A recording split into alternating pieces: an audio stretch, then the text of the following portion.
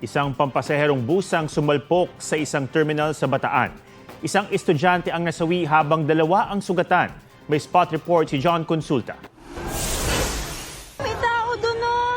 Nagdire-diretso yung bus dyan. Nadaganan ng gumuhong pader ng terminal ng isang mall ang isang estudyante sa Balanga City, Bataan. Naghihintay lang siya ng masasakyan nang biglang salpukin ng papasaherong bus ang terminal.